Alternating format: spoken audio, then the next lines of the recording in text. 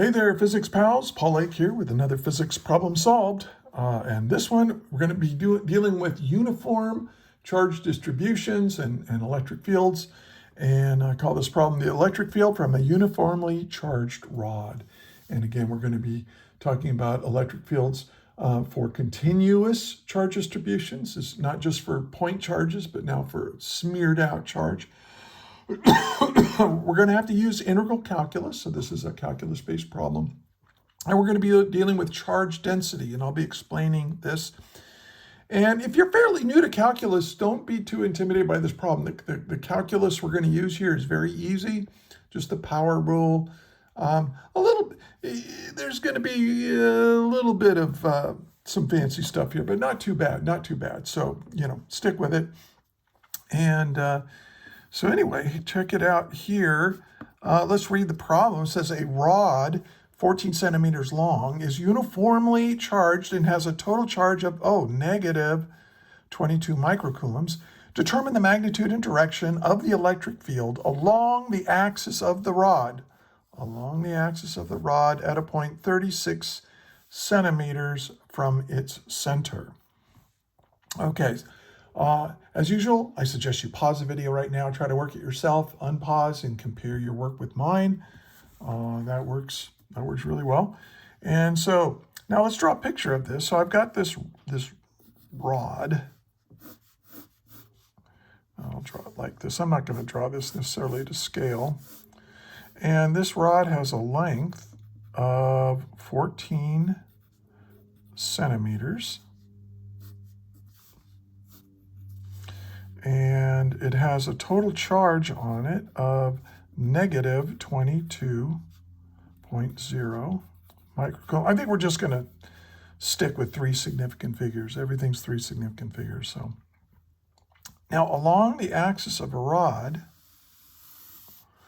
okay, and if this is the center of the rod, this would be 36 centimeters. Okay, I'm going to place my test charge. And I want to know what is the electric field at this point due to the charge on this rod. This is a uniformly charged rod, which is very important to know. So the charge is nice and evenly spread out on that. And so I'll put that in what's given, uniform charge distribution. Okay. And so we want to find way over here. Let me shrink this down. We want to find the magnitude and the direction of E, the electric field here. Now, let's just deal with the direction of it, okay? What do you think the direction is going to be? I mean, this is negatively charged. And what's true about a positive charge? I gave away the answer. A test charge. A test charge is always positive by definition. That's how we define the electric field is the direction a positive test charge would feel an electric force. So here we have a negative charge. This is a little tiny positive charge, and it's going to be attracted.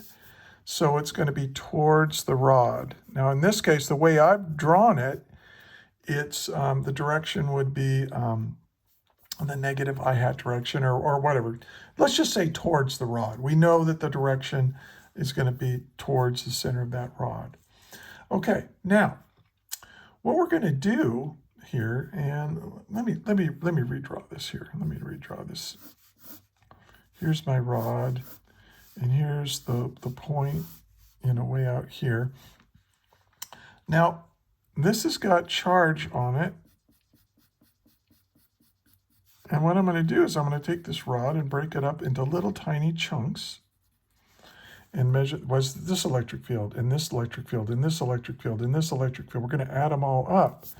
Now, when you do that, you use integral calculus, and we say that E is equal to K, let me write, I'm going to write it this way. I'll keep the k inside the integral. Is the sum of k dq over r squared. This is kind of the definition here of it, the most general. And so here's the key to continuous charge distribution problems. Okay, really focus right now. Really listen carefully. You have to get this variable and this variable. You have to find a relationship between the two. You have to get these to be the same variable. You can't, otherwise you can't integrate. Okay, and so just imagine here's a little tiny dq. Here's my little dq, and of course this is a point charge now, right? So kq over r squared, that's the electric field due to a point charge. But then we have to sum up, that's what the integral sign stands for, sum. We're going to sum up all these little dq's, all the electric fields caused by all these little dq's, these little tiny infinitesimal charges. Okay, so now I need to get this dq and this r in terms of the same variable. So, and we could just use r. I think I used x when I solved this problem before, but let's say that dr, this is dr. dr is a little tiny length here, an infinitesimal length, and has a certain amount of charge on it. Well, how much?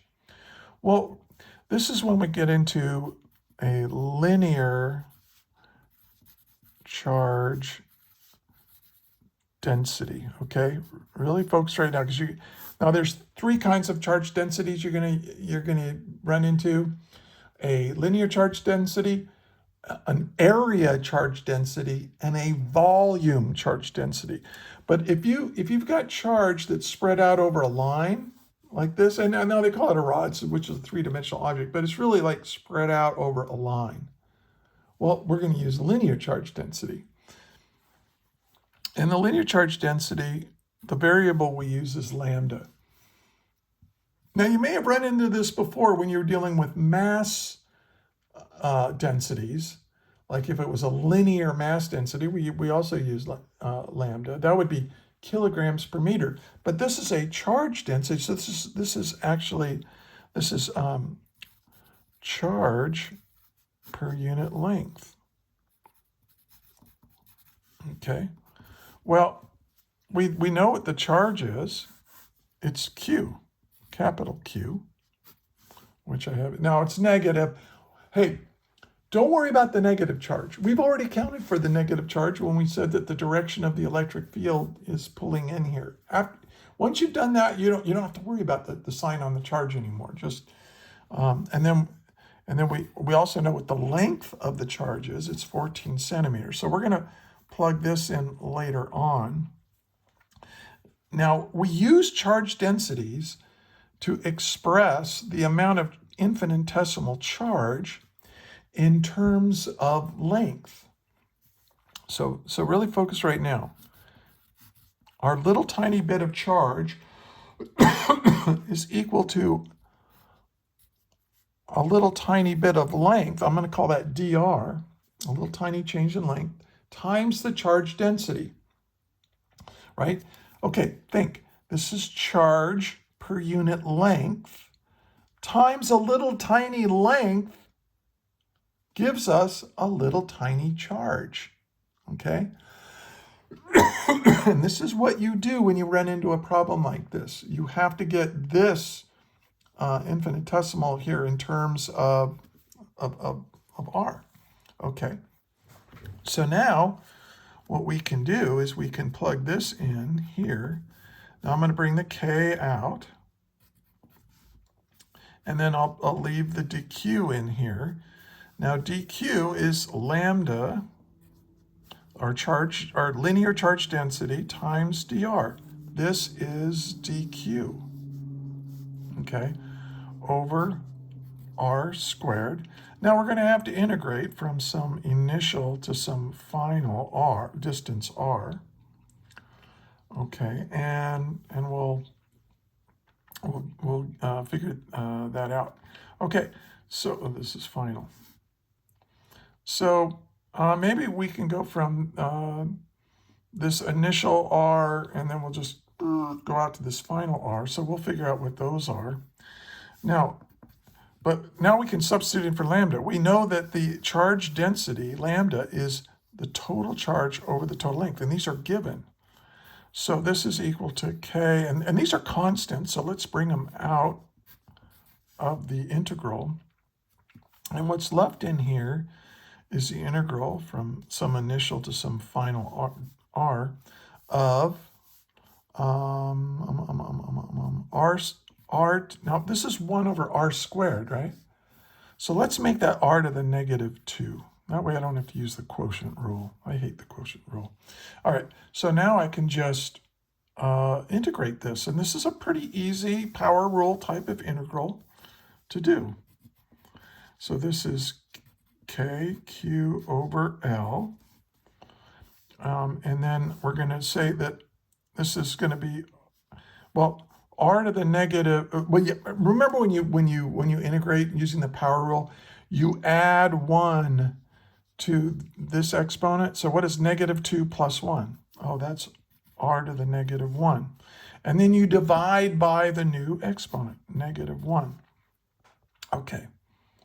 And then we're going to evaluate that from R initial to R final. Well, so now we can write this one more time before I put in numbers. I'm going to bring this negative out here, and the negative is really not that important. We're going to do this. We're going to have 1 over R final minus 1 over R initial, like this. Okay, now we know what K and Q and L are, okay? But let's figure out what R final and R initial are. Now, this is the distance from the charge to my point in space. So let's make this R initial from here to here. And what is it equal to? Well, it's 36 centimeters, but if this is 14 centimeters, and it's said that this position right here, look, it says 36 centimeters from its center. Well, here's the center, and if it's 14 centimeters long, this is 7 centimeters. So if this is 36 minus 7, what's 36 minus 7? That's 29 centimeters. So now we can say that our initial is 29 centimeters, which is equal to 0.29 meters. Let's use meters. Now, what is our final? My final distance away. Well, it's just 36 plus 7 centimeters, right? So what is 36 plus 7? Well, 36 plus 7 is 43. And we'll just make that 0.43 meters, right? 43 centimeters is 0.3 meters. So that's from here to here. And that's our R final. So now we can plug in values, and let's see what we get. Well, K is 8.99 times 10 to the 9 Newton meters squared per Coulomb squared.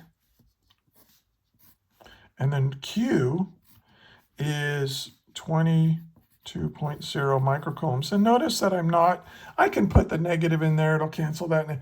But really I'm looking for the magnitude of the electric field. So I'm just going to take the absolute value of this anyway at the end. Okay. And then we know what the length is. The length is 14 centimeters or 0.14 meters. And then we're going to say, okay, 1 over R final. R final is 1 over 0.43 meters minus the other distance is 0.29 meters. Okay. And let's figure out what this is. What is this value? Okay, so this is 8.99 times 10 to the 9, that's the electric constant, times 22, and this is microcoulomb. Don't forget the micro, okay? So that's times 10 to the -6, right? Micro is -6. And then we'll divide that by 0.14 equals. Okay, so this is what all this is equal to. And now we got to multiply by this guy. So I'm going to say times, and then I put it in parentheses, and I go 0.43 reciprocal minus 0.29 reciprocal, close parentheses, and here's my answer. Now it's negative 1.58, but I have a negative out here. I also have a negative, it's just, don't worry about it. It's 1.5, and actually it's not 1.58, it's 1.59 times 10 to the 6 newtons per coulomb. Let's check those units. And by the way, if you find this helpful, please like, share, and subscribe. Look in the comments for links to other problems. I have lectures. I have other example problems for you. Share it with your friends. Share it with your teacher. There are some teachers who use my my videos in their class, and I'm honored if they do so. So anyway, so this is the magnitude of the electric field. Let's check the units. Here I have meters cancels with meters squared, but over here I have meters cancels with the remaining meter. I've got coulomb squared, and here I have coulomb, that cancels, and I'm left with newtons per coulomb. Newtons per coulomb, and that is how we measure electric field. Woohoo! So here's our answer at last. The electric field has a magnitude of 1.59 times 10 to the 6 newtons per coulomb. Now what's the direction? Toward the rod.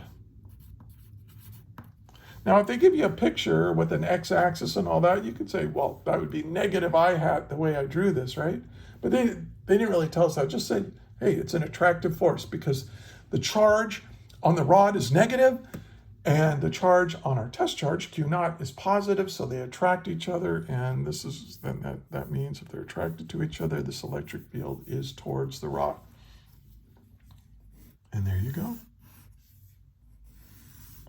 If you got this far, I want to thank you so much for watching. And I want to thank you for being a physics student, because we need people like you to study stuff like this if we're going to keep this technological civilization that we've got going. Because, yeah, it's hard. And physics is hard. And just stay with it. Stay with it. It's also beautiful. And it's kind of fun. It's not fun for you if you have to take a test. I'll grant you that. But anyway, and again, please look in the description for more resources. And until the next video, may the net force be with you always. That is all.